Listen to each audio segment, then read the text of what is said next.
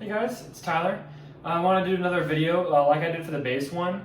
I believe Jason has some snare videos that we're going to upload. Those are more of like a demo style, which is going to be really, really nice.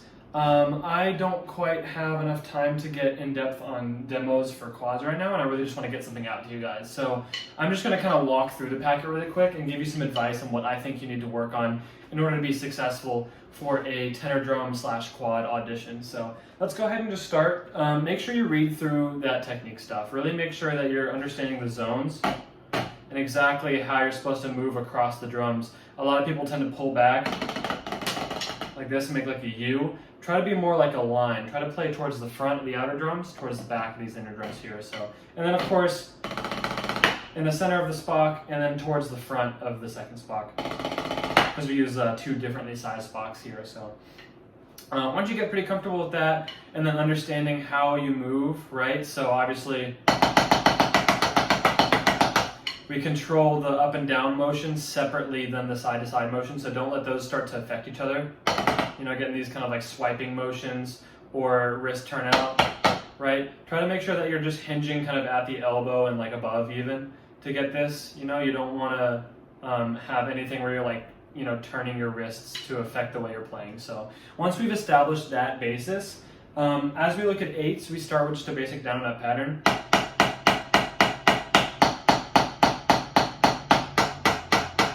Right, so we just get through the drums, find the exact spot that you want to hit and stick to it, right? You want to make sure that that's consistent as you even move around, right? When you get on these drums, you're going to want to make sure that you can maintain these playing zones as you move around. It's really easy to get towards the center instead of the edge as you start to do quick moves, which you're going to be doing in the audition. So as you get into triangles, right off the bat, we're going to be testing the ability of how can you create sideways motion without affecting what's happening vertically. So just make sure you're not rotating. See how you can see the back of my stick and the inside of my hand when I come out here? What you want is to see this entire part of the equation stay exactly the same, right? You can even practice at like a 3-inch, and you'll be able to easily see if you're turning or not. You can just look to see if the stick is rotating at all, or if it's actually just the entire arm moving like a crane. That's what you want. So build into that, start at a low height.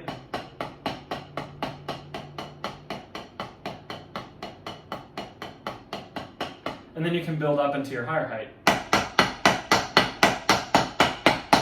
And make sure you're maintaining that rebound. Make sure you're not stopping the stick in between each motion. So same thing for as we get to the across the drums. The big thing is like, I want to keep it nice and simple. So you just have eights to warm up the vertical motion, and then we warm up the horizontal motion, and then we practice a crossover. And that's like the main things that I feel you need to accomplish in eights. So as we move across, don't be the person dive bombing, right? So don't lift your arm to try to avoid hitting this stick. If you're hitting the stick, usually that means you're pulling too far in and back with your crossover stick. And you actually need to push forwards a little bit to get kind of at the hands, right? You basically want your thumb to be like not past the stick that's, you know, you want your thumb to be not past the underhand stick. So that's kind of something to focus on there. Make sure that it's nice and consistent. Feels the same. If you're hitting that stick still, even though you fixed the zone, then usually that means your left stick is sitting too high, like this, right? If I try to play a crossover like this, versus if I lower the left wrist, get a straighter angle, then you see I'm not going to hit. And then also don't make sure that you're cheating it by pulling the stick back. I see a lot of people like to drift that stick to the spock. Because it's like, oh look, I don't hit the stick, right? That's not what we need to do. I need you to be very firm about keeping that position, because we'll have a lot of crossovers in the show where you're not going to be able to move that stick out of the way because both hands are playing, right? So you need to be ready to practice that skill set. So that's something I recommend for that. So the flow patterns, right? These aren't just in there so you know them, right? Okay, great, move on. That's not exactly what we want, right? The key with these flow patterns is you should be able to apply them to any of the exercises that use alternate sticking. So for example, the first flow pattern is flow pattern 6. Definitely play these patterns on their own and get used to them like that. So start by just playing it straight up. Play the pattern, loop it a few times, get super comfortable moving around. Like here's flow 13, for example. Right? Make sure you're feeling super confident about the motion, always getting the rebound, and make sure the motion feels super fluid. But also don't make sure that you're just like kind of drifting your hands along, right? You want to be sure about exactly where you're hitting, but make everything else very fluid around it, right? If you can accomplish your exact zones without hitting rims in the middle, while still having a fluid side-to-side and up and down motion, you can check off and understand that you have accomplished the basics of tenor movement, which is great, and that's a great standpoint to start with. So obviously down the drums, just 1, 2, 3, 4, 1, 2, 3, 4. Up the drums uses the second spot. So be ready for those as well. So how do we apply these flow patterns? Well, let's go ahead and look at 16th note timing one hand, right? This is on the second page. So this is just a basic exercise. I'm going to go ahead and bring out my metronome here. So essentially what we do with this is we start to play alternating 16th notes, but we take out a hand. So here we go. There's the metronome there. And ready, go.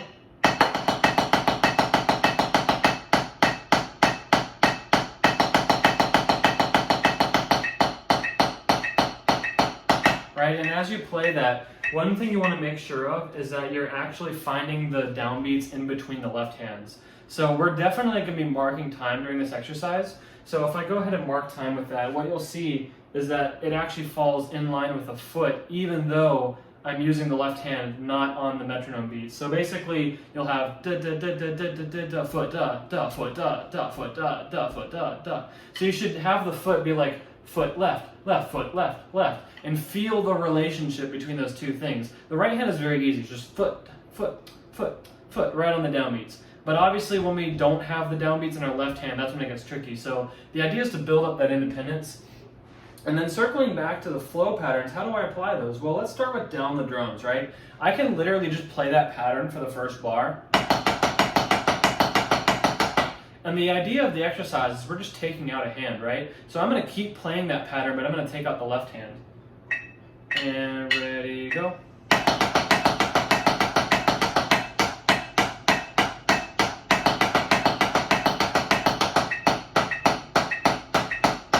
So you'll see how that works, right? I take out the left hand, I just play 1, 3, 1, 3. I take out the right hand, I just play 2, 4, 2, 4. So that's exactly how that's going to work. So you basically just fill in the pattern and then, just play only the notes of the singular hand. So that could also work for like the flow 7 pattern.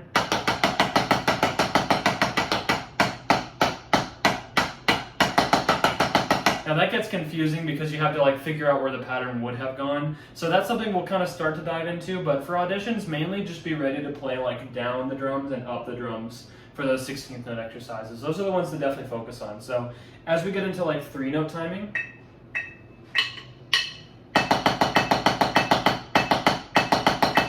right, we have these check patterns.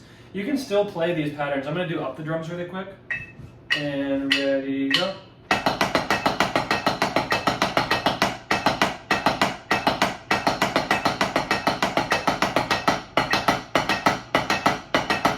So basically what you can do there is just play the pattern and figure out which note you're losing, right? So for the first pattern, instead of 3, 2, 1 Spock, 3, 2, 1 Spock, it'll just be 3, 2, 1, 3, 2, 1. And then the next pattern we have 3, 2, Spock, 3, 2, Spock, because we're taking out the 1, right? So you basically just have to look at the pattern, figure out how it applies to the exercise, and then get used to that. So that's something that you'll kind of have to do. Get into the basics of it. Mainly in the audition, we're just going to mainly focus on how you physically play the drums, but be prepared to be able to handle that kind of stuff. That's something we'll definitely be looking at as we go into the mid-season and stuff. So definitely explore that. And then really a big thing with this, with like all these timing exercises, make sure you know when you're supposed to be rebounding. So like for the one note timing,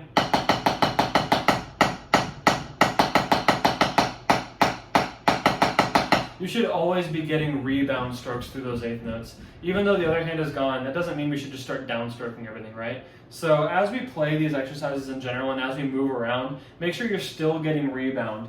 The general rule of thumb is that if you have an eighth note space, you're going to want to rebound that, and if you have a chord note space,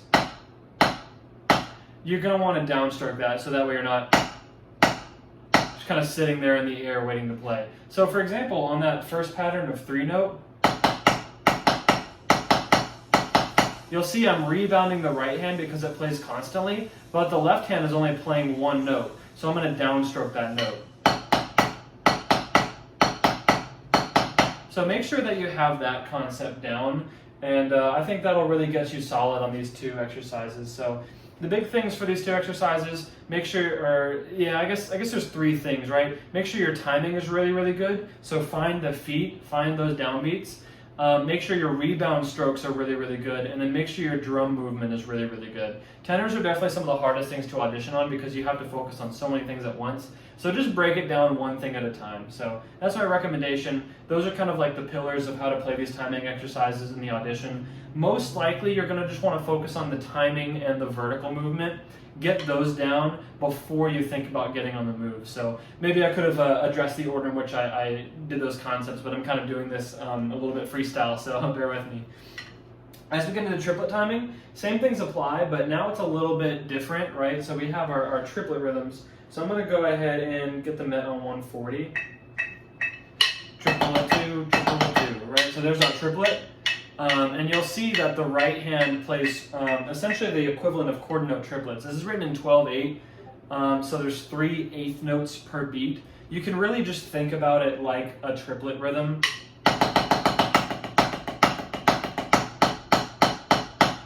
Right, so I'll go ahead and play triplet timing just so you can hear what it's supposed to sound like. I'm going to play it as it's written on drum 2. And 1, 2, and 1, 2, ready to go.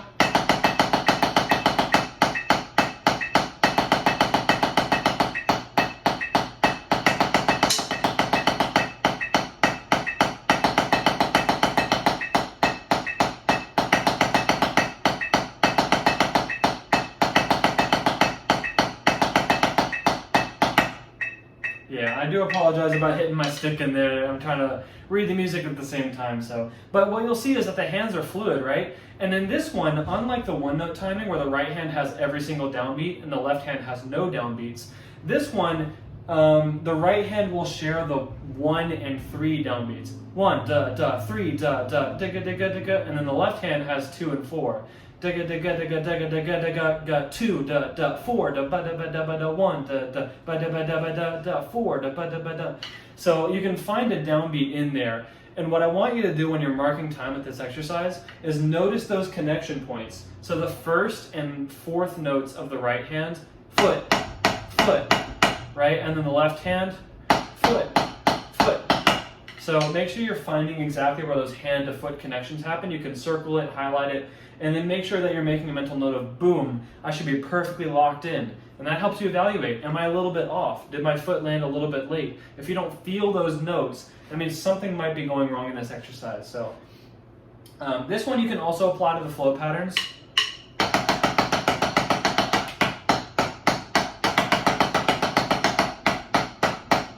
You know, you can do some stuff like that. It gets a little confusing, obviously. It's pretty tricky. Down the drums is a little weird because it's a pattern of 4 notes. So it definitely gets a little odd there, but that's something that we're probably not going to worry about in auditions, but definitely challenge yourself to see how you can handle that. So I would focus on the built-in rounds variation that we have, like written in here.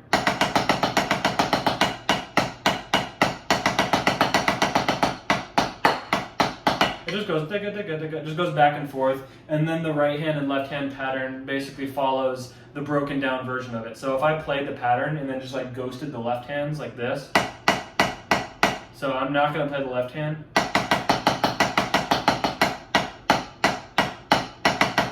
you can see it's the same exact thing. All I'm doing is isolating specifically what each hand is doing so that we can examine that. So be ready for that. Metric modulations. This one is really a timing exercise. So just make sure you're able to handle the transition from an eighth note to a triplet.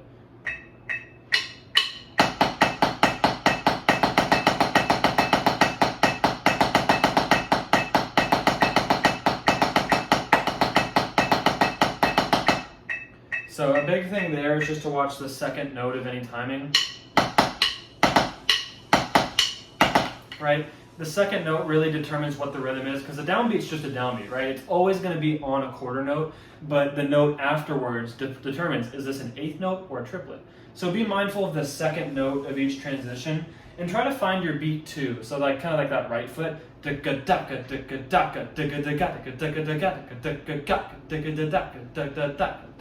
right? Finding,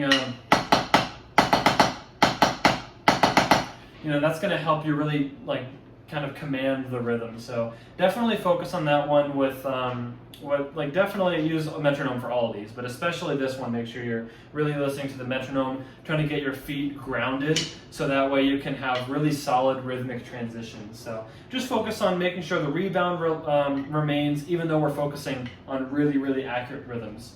So as we get to this third page, this is where we start to get into our two heights. So our accent tap skill sets, right? You're going to want to make sure for this one that you learn how to have an effective downstroke.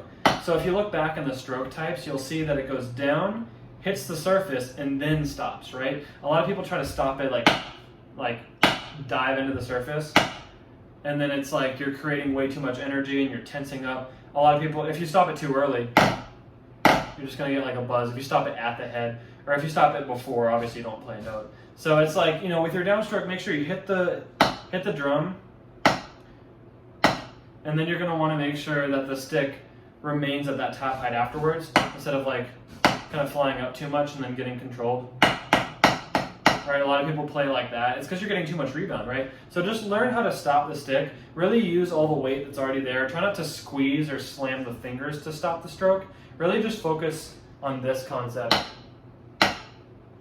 Just limit the amount of space that's already there. Let there be a little bit of space, but don't go too wide or too shut. And really just focus on using all the weight that's already here to stop the stick. That's what I like to think about. So, and then as we play the upstroke, right? So we have to get back up to our height. So we have to play an upstroke. So with that upstroke, you want to play that tap stroke and just come off the head. So practice that a little bit with both hands. Get really, really comfortable with that. And then as we play this accent tap exercise,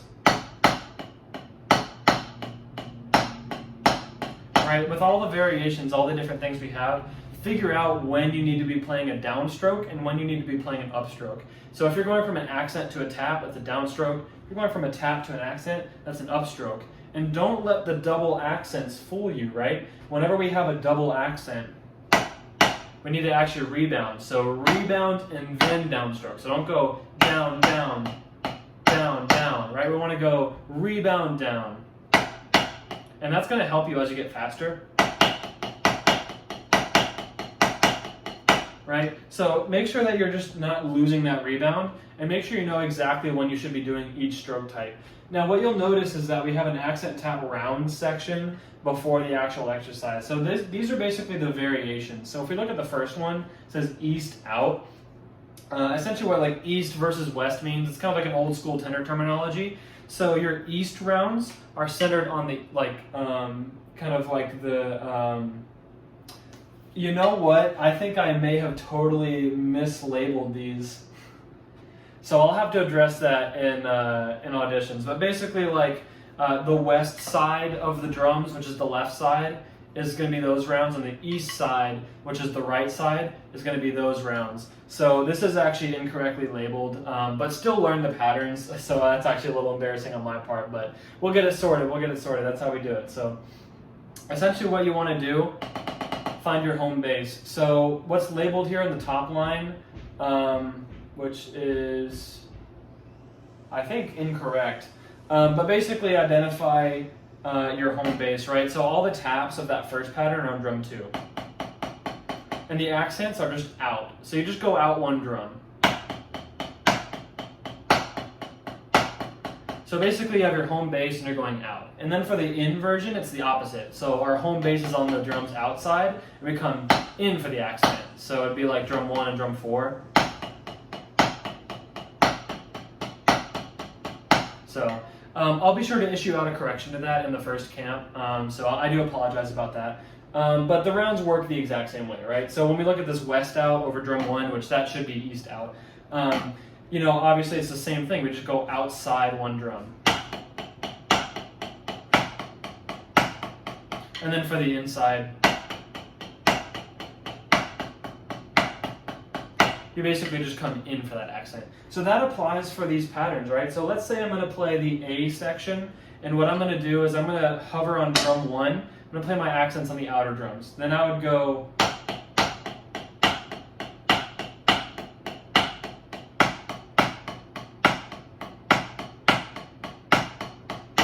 right? So that's how that would work, essentially. All your taps on drum 1, all your accents on the outer drum. And then let's say I'm going to do drum 2 with the inside accents. That means I'm going to play my taps on 1 and 4, and then I'm going to come into drum 2 for those accents. Let's try that with the C pattern.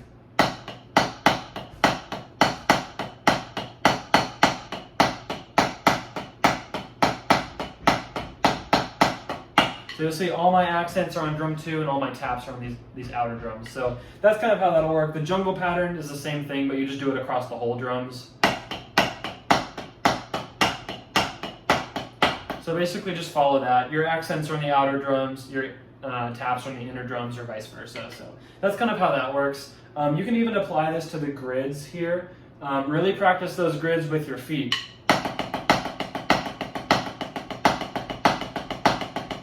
You still want to find every single downbeat with your feet. And then as we apply that to the sort of rounds, you can do the same thing, right? You just move your accents to an outer drum, or you move them to an inner drum, right? So you just kind of do it that way. So essentially work it through, figure out exactly what those are. Get comfortable with like a few of them, but mainly, like I said earlier, make sure you have the core motions of these exercises. So if you need to play them on drum 2, definitely play them on drum 2. It's going to be far better to show up prepared vertically than unprepared around the moves, right? So if you can get them fully prepared on the rounds, then that's great. But otherwise, really focus just on this upward motion on drum 2. So making sure you're not too tense.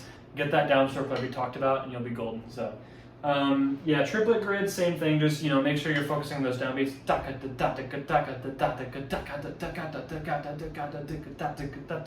If you're always finding that driving downbeat, then you'll be very successful in this exercise, especially that last part in the 9/8.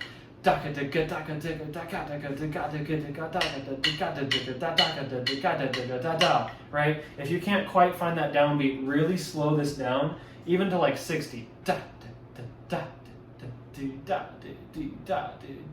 Whatever you gotta do to make this exercise work, that's gonna be what I want to see you do. So if you play it at like 90 max and it's like, okay, I got triplet grid at 90, right? Get super confident. Maybe the next day you'll be able to play it at 100, 110. So it'll just be something that you have to build up. As we get into A-B, there's going to be 2 main variations for this exercise. There's going to be one where we play it all accented.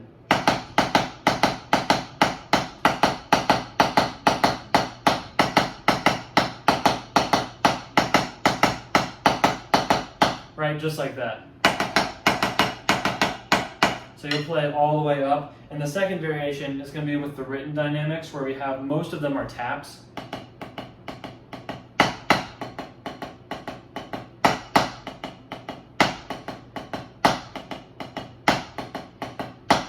Right? So basically the idea being that we control our doubles and triples at the low end, because we have a lot of doubles that we need to get really good at a low end. We're not going to always be able to play them up, or just throw the stick into the drum. So this is going to really build our control. So be ready to practice those 2 variations. So for example, if I play the first bar,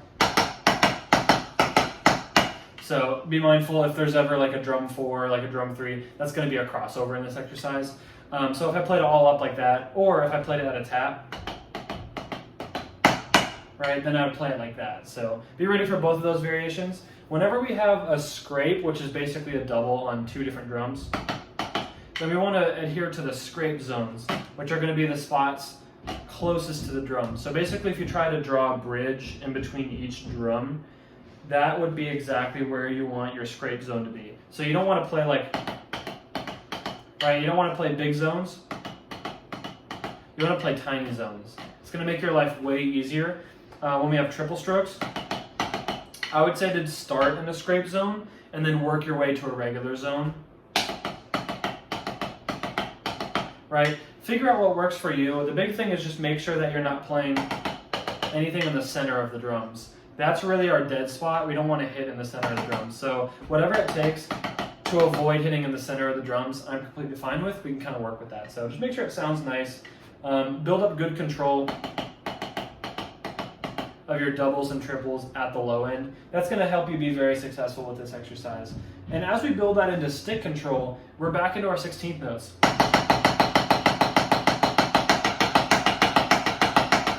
Now we have big upward motions, and we're trying to make sure the whole thing sounds like a consistent 16th note. So we don't want this.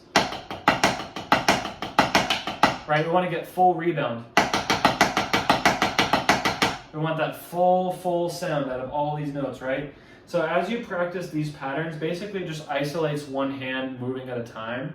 Make sure that you still get full range of motion and full sound on that. Don't tense up and don't let the rebound do the work. So we don't want this.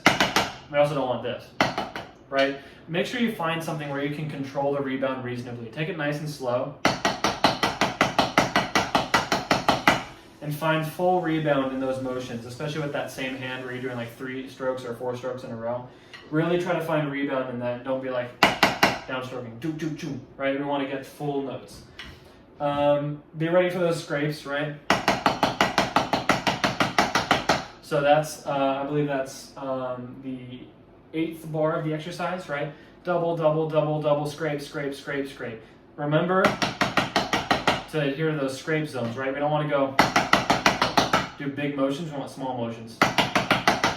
Keep these motions nice and tiny so that way we can focus on creating a big vertical motion. And that's exactly how we're going to do that. We have a groove measure. Taps are just going to be at piano. Right? So that's going to be kind of a cool little groove measure. And then we're right back into the forte. So as we play through that kind of stuff, just make sure you get that full 16th note sound. Skank at the end, basically, you're just gonna play a shot. Don't do this like huge thing where you like play a shot like all the way up on your stick. Make sure it's just like a nice, like, you're gonna basically want to pull back for that one. So don't play a full stick like gawk shot, right? You're gonna want to pull back and make sure you're just hitting like towards the tip of the stick, and then you're just going to mute with your left hand while holding the stick. You can just put out your fingers like this. You're just going to let your hand rest on the head. So you have go gong. You're going to hear that kind of sound gong. So that's kind of fun. As we get to the second stick control variation, don't get too overwhelmed. We're probably not going to be focusing on this variation in auditions. This is mainly kind of a, like if we want to push the envelope with the quad section kind of thing. So I would say focus primarily on that first variation because I don't believe we're going to be going over this in the audition. But if you want to get familiar with it, that's definitely a plus. It involves crossovers. So you're going to start combining a lot of skill sets here, right? We have, for these triple strokes across the drums, I recommend starting in the scrape zone, playing a regular note, and then finishing in the scrape zone. So basically if you draw a line between these scrape zones, you're going to generally work out to pretty good zones there. And then as we cross over, make sure we're not dive bobbing, things like that. So I'm not going to talk too much on this. The groove measure is pretty crazy. Right, we have like some crazy stuff in there. Don't worry about it for now. Focus on that first variation. And if you feel like you want to challenge yourself, definitely go for it. Oh yeah, the gong, gong, gong, gong, gong, bong. It's going to be fun. It's going to be really fun. So sweet. As we get into digifuzz, now we get into faster doubles. The big thing here is we want to rebound. We don't want to downstroke like that. Don't downstroke these, right? Try to rebound them.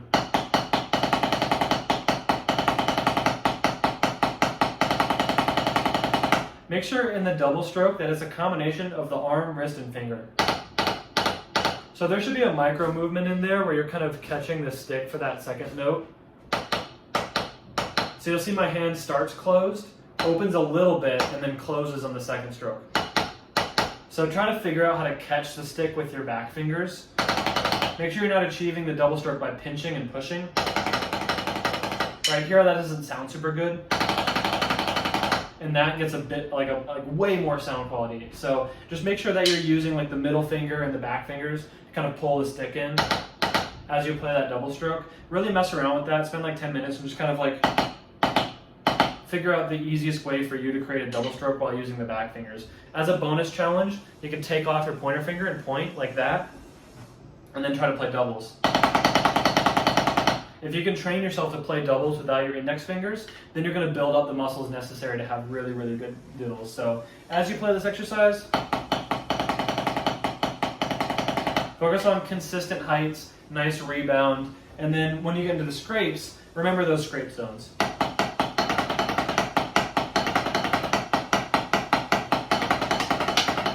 So it's going to get harder. I hit a few rims there.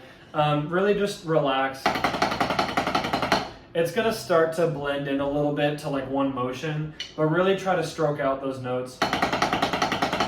It's going to get infinitely harder, especially on those like inward scrapes. They're a little tricky, so just make sure you're not overly circling like this. Right, you see I'm like kind of pulling my wrists in and making like 2 circles. You want to make sure you're firm about it. And you have like a really, really good kind of boxy motion instead of like a circle-y motion, if that makes sense. So focus on what you're doing vertically.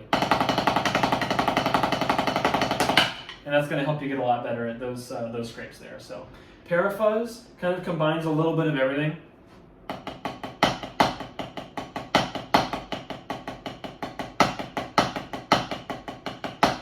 So we have this kind of accent tap. It's going to start to build up pretty quick, but take it nice and slow to start.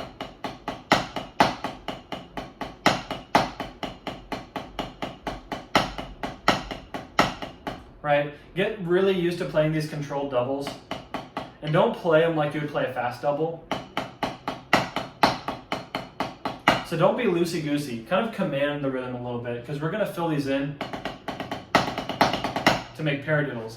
And basically the double stroke is going to be like a check for the paradiddle. So for the paradiddle, what we really want is like an arm and wrist combination for these high notes. And then these low notes. Mainly a wrist move, but let the arm relax and move freely. Don't tense up and lock the wrist like that. So you'll see my arm moves a little bit, but mainly I'm thinking about using that wrist. So just get really used to this. It's really easy to get tripped up on like those patterns. Take them nice and slow. And just think about how we're breaking down the paradiddle. The goal of this exercise is essentially that at the end of it, you've broken down the paradiddle and the paradiddle diddle in so many different ways that we come into the tag. And we can just throw everything together and have really, really good control. Watch out for that little ending tag. Kind of our little quad fun thing. I usually like to give quads a little fun moment at the ends of exercises, just because quads are a really, really cool instrument due to the multi-tone nature of it. So watch out for that, like, right, so those are like the puttidas. So we have like a paradiddle where both are accented. So watch out for that, having to come to that drum 4. And then make sure your doubles on this block are really low. Don't go like, right, so with those puttidas, just make sure they're nice and controlled. Da, da, da. Have good, use what we did earlier with like A-B to focus on having really nice low control in that spot. So nice. As we head to triplet diddle, right, we're gonna start speeding up now. So this is where I'm a big fan of actually using a little bit of arm in the check. So if you're going to use arm for the diddles, which we kind of have to, right, then we need to use a little bit of arm in the check. The goal is to make the check, which, by the way, when I say check, I basically just mean the undiddled notes, the regular triplets. we need to make sure those are played like we're going to play the diddles. We can't be like using two different techniques for the same exact idea, right? We want to make sure those are nice and synonymous.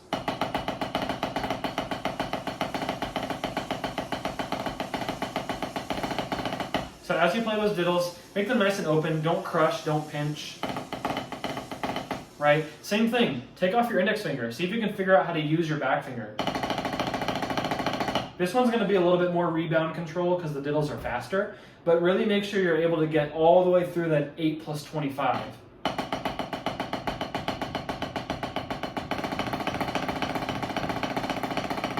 Right, getting all the way through that roll. Make sure you're relaxed, letting the arm kind of do the work. It's like a pump kind of motion. Right? Using only wrist and diddles is kind of an old school technique that I'm not really a fan of because it causes a bit of tension in my opinion. So I definitely prefer us using a bit of arm for this. So get really comfortable. Later in the season, we're going to try to push for being able to do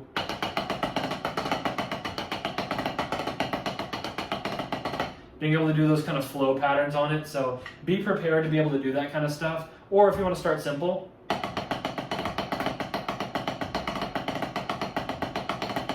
right? You can just start by playing back and forth on 1 and 2. Right, so that's kind of what you want to focus on for diddles. This one we're probably going to try to do in the move. Let's see how we kind of do with that. So just be ready to play this one a lot. So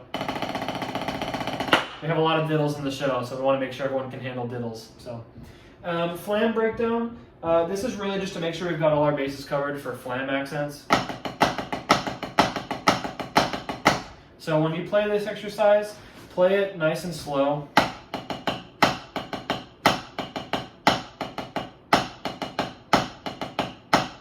Make sure that grace note is nice and low. You don't want to go, right? That grace note should be just from a tap height.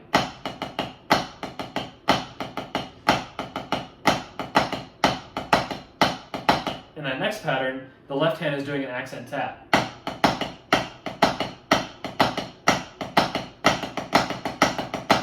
And then you build into the full rudiment. So be ready to break this one down. Like, the whole point is that it builds into the rudiment. So take it nice and slow, focus on the first two patterns, get comfortable, add that extra note in. And then from there, you only have to add a few notes in to actually complete the rhythm. So, and then practice the left hand version as well, right? You'll see below it is the left hand sticking.